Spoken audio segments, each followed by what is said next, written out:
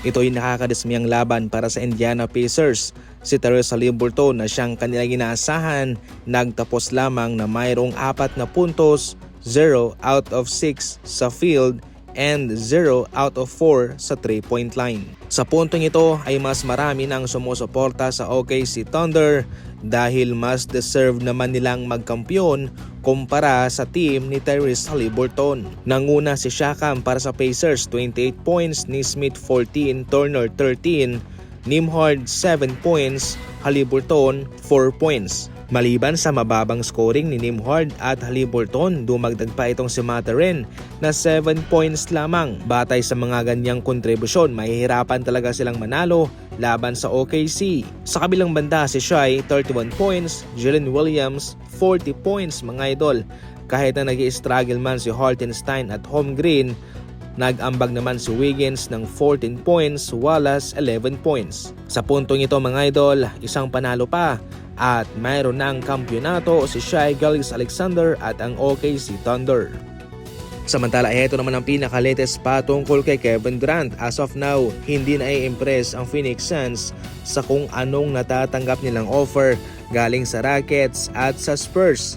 Kahit na ini-insist pa nitong si KD na nais niyang maglaro sa Spurs at samahan si Wembanyama, kung hindi rin gusto ng Phoenix Suns kung ano ang kanilang matatanggap na asset bilang kapalit niya, ay hindi talaga maisa sa katuparan ni KD ang kanyang gusto.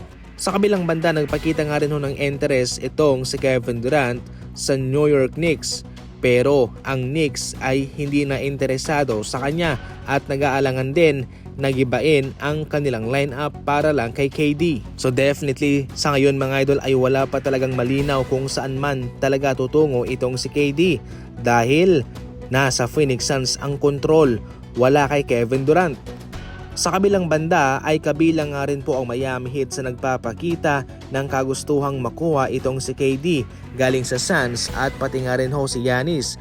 Ang dalawang yan ay kanilang inilagay sa kanilang off-season wishlist. Pero kung sakaling mabibigo raw ang Miami Heat sa dalawang yan, ayon pa mismo kay Michael Scotto, posibleng si Jonathan Kuminga ang kukunin ng Miami Heat. Sa puntong ito, ang pinaka-the best na deal para sa Warriors at Miami Heat mga idol ay ipasok muna sa sign and trade itong si Kuminga. Bali bibigyan siya ng Golden State Warriors ng panibagong kontrata pero ete-trade naman kagad.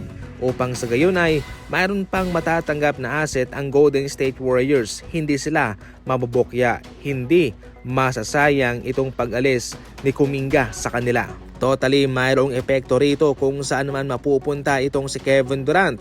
Kung hindi sa Miami Heat, ito ay makaka-apekto sa Golden State Warriors na magkaroon ng pangalawang trade sa Miami Heat.